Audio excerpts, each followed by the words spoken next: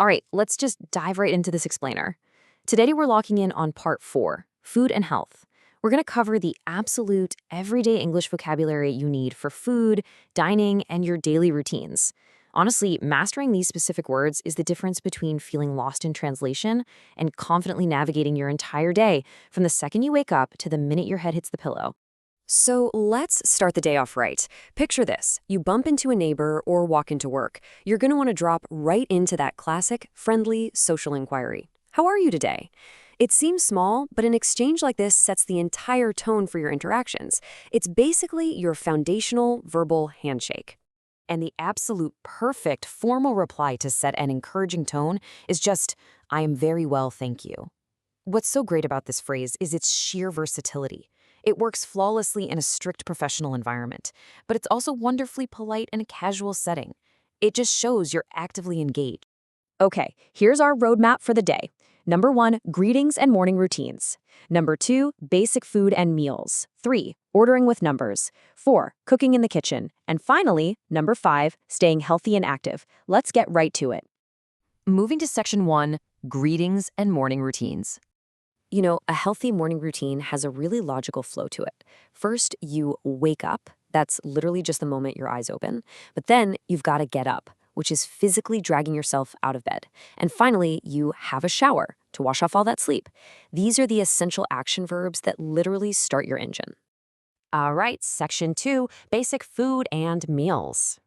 The crucial point here is that our day is essentially anchored by these 3 main meals, progressing logically right through the day. Step 1 is breakfast, which literally means breaking the fast of the night. Step 2 is lunch, right in the middle of the day. And step 3 is dinner in the evening. Structuring your vocabulary around these 3 pillars makes talking about your day an absolute breeze. To build this vocabulary visually, take a look at this. An orange. Bright, fresh, acidic, the absolute perfect item for your breakfast table. Tying the word orange to that specific morning feeling really helps make the vocabulary second nature. Beyond that, you're going to encounter these foundational staples constantly. You've got fruit, like an apple or a lemon. You've got protein options, like an egg for breakfast or fish for dinner. And of course, the sandwich, arguably the most classic lunch item you'll ever talk about. Let's look at section 3, ordering with numbers. Now, what if you're really hungry and one sandwich simply isn't going to cut it? When you need to specify a quantity, you rely on cardinal numbers, like the number 3. That's a vital rule. We use cardinal numbers 1, 2, 3, specifically when we are counting, measuring, or ordering items. Notice how the noun actually shifts based on the quantity here. We start with the singular, an apple. But the very second we apply a cardinal number, the noun transforms, 3 apples. You really got to listen for that S at the end. That tiny letter is basically the key to successfully asking for multiple items. For instance, let's say you're having a totally chaotic afternoon. You might urgently need to order 3 cups of coffee. The cardinal number 3 sets the quantity, and cups takes that plural form.